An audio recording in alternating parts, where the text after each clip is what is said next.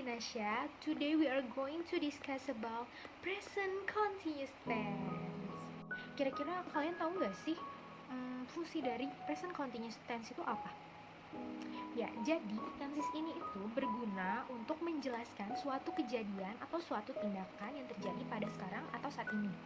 Bisa juga terjadi pada saat pembicaraan yang sedang berlangsung. Itu harus menggunakan tenses ini. Ya, jadi tadi itu fungsinya. Dan sekarang sebelum kita melanjutkan untuk tahu rumusnya dan kayak caranya itu bagaimana sih untuk membuat satu kalimat dari tenses ini, itu ada beberapa aspek atau ada beberapa hal yang harus diperhatikan. Dan saya memberitahukan itu dulu. Jadi, aspek pertama yang harus kalian perhatikan adalah to be.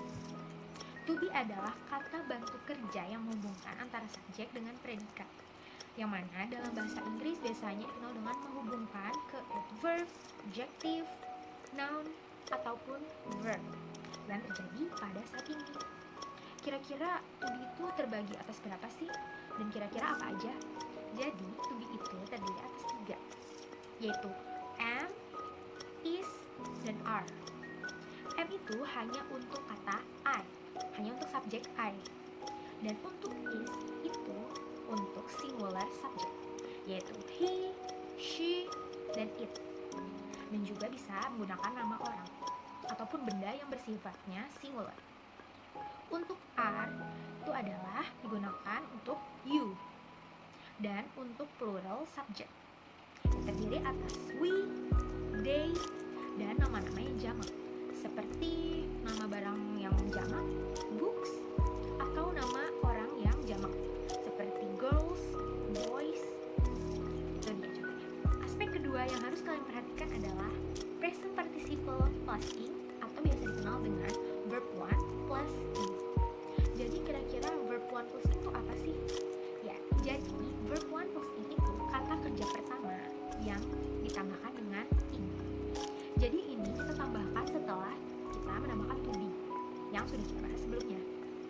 Dan kira-kira contohnya seperti apa sih untuk menambahkan verb 1 plus ing ini? Jadi contohnya adalah it. It adalah kata kerja pertama dan kita menambahkan ing dan menjadi eating. Kemudian jika terakhirnya adalah huruf e, kita harus mengubahnya seperti apa? Contohnya take, itu adalah kata kerja pertama. Dan bagaimana untuk mengubahnya jika ditambahkan ing? Yaitu dengan menghapus e-nya dan menjadi taking. Dan kalau misalkan kita menemukan verb atau kata kerja pertama dengan akhiran konsonan atau huruf mati, itu kira-kira diubah menjadi verb 1 plus ing itu seperti apa sih? Ya, jadi kita bisa ubahnya dengan menambahkan lagi konsonan atau huruf mati tersebut. Misalnya swim. Swim itu huruf terakhirnya m, yang mana itu adalah konsonan atau huruf mati. Dan kita menambahkan lagi m setelah m tersebut. Dan ditambahkan ing dan menjadi swimming. Jadi dia penjelasan untuk verb 1 plus ing. Aspek ketiga yang harus diperhatikan adalah time signal. Time signal ini sangat membantu kita untuk membuat ataupun mengetahui bahwa suatu kalimat ini adalah present continuous tense. Dan kira-kira kata-kata dari time signal itu apa aja sih yang bisa memudahkan kita? Jadi kata-katanya adalah now, right now, just now, today or tonight, at the moment, this time, and over the holiday, etc. Itu adalah beberapa kata yang bisa kita pakai untuk membuat sebuah kalimat. Sekarang kita masuk ke formula atau rumus dari present continuous tense. Tadi kita telah membahas aspek apa saja yang perlu diperhatikan untuk membuat sebuah kalimat present continuous tense, yang mana aspek yang tadi kita pelajari itu sangat-sangat penting untuk kita gunakan pada rumus ini. Jadi rumus ini terdiri dari 3. Yang pertama ada positive sentence. Rumusnya adalah subject plus to be yang telah kita pelajari, and, is, atau are. Kemudian plus verb 1 plus ing. Kemudian yang kedua adalah negative sentence. Rumusnya adalah subject plus to be, and, is, or are, plus not, dan plus verb 1 plus ing. Kemudian yang terakhir adalah interrogative sentence. Rumusnya adalah to be itu kita taruh di awal. Untuk interrogatif ini, to be-nya kita taruh di awal. To be plus subject plus verb 1 plus ing. Dan jangan lupa gunakan tanda tanya di akhir kalimat untuk rumus interrogative sentence ini. Setelah kita mempelajari aspek apa saja yang perlu diperhatikan dan rumusnya seperti apa untuk membuat atau mengetahui sebuah kalimat ini adalah present continuous tense, maka sekarang kita akan mengetahui dan melihat contoh-contoh kalimat tersebut. Pertama adalah contoh kalimat yang ada time signal. Masih ingat time signal itu apa? Time signal, keterangan waktu. Dan saya akan melihatkan contoh dari kalimat yang ada time signal. Saya memberikan 3 contoh kalimat yang mana ada positive sentence, negative sentence, dan interrogative sentence. Sentence yang pertama adalah berbentuk positif. She is driving a car to Jakarta now. Jelas sekali, di sini ada kata-kata now, dan ini menunjukkan bahwa time signal. Contoh yang kedua berbentuk negative sentence. I am not cooking a rice this time. This time ini sangat jelas seperti yang tadi kita sudah pelajari bahwa this time ini adalah merupakan dari time signal.